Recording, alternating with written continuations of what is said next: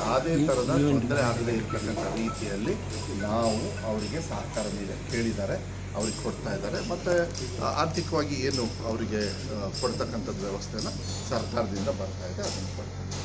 ಎಲ್ಲ ಟೀಚರ್ ಭಾಗಿಯಾಗಿದ್ದಾರೆ sir survey ಕಾರ್ಯದಲ್ಲಿ.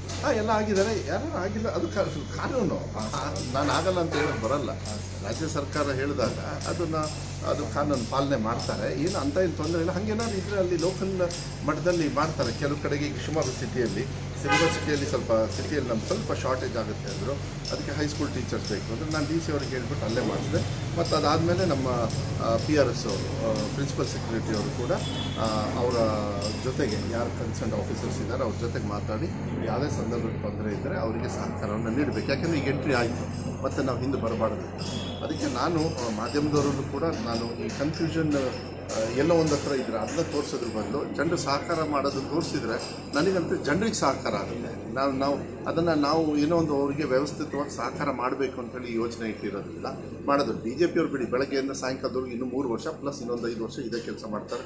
ಅದಕ್ಕೆಲ್ಲ ತಲೆ ಕೆಡ್ಸ್ಕೊಳಕ್ಕೆ ಹೋಗೋದು ಬೇಡ. ಆದರೆ ಜನರಿಗೆ ನಾನು ಕೈ ಮುಗಿದು ಮನವಿಯನ್ನು ಮಾಡಲಿಕ್ಕೆ ಇಷ್ಟಪಡ್ತೀನಿ. ಇದು ನಿಮಗೋಸ್ಕರ ಮಾಡಿರ್ತಕ್ಕಂಥದ್ದು, ಬಿಟ್ಬಿಡಿ ಬೇರೆ ಎಲ್ಲ ಬೇಡ. ನನಗೆ ಇದು ಬೇರೆ ವಿಚಾರನ ನಮ್ಮ ಸರ್ಕಾರದ ವತಿಯಿಂದ ಇದು ಆರ್ಥಿಕವಾಗಿ, ಶೈಕ್ಷಣಿಕವಾಗಿ ಮತ್ತು ಸಾಮಾಜಿಕವಾಗಿ ಏನು ನಮ್ಮ ಕೆಲವು ವರ್ಗಗಳಿಗೆ ಸಹಕಾರ ಬೇಕು, ಇದರಲ್ಲಿ ನಿಮಗೆ ಸಹಕಾರ ಸಿಗುತ್ತೆ, ನಿಮಗೆ ಫ್ರೀಡಮ್ ಸಿಗುತ್ತೆ, ನಿಮಗೆ ರೈಟ್ಸ್ ಸಿಗುತ್ತೆ. ಅದನ್ನು ಕಳ್ಕೊಳ್ಬೇಡಿ ಅಂತ ಕೈ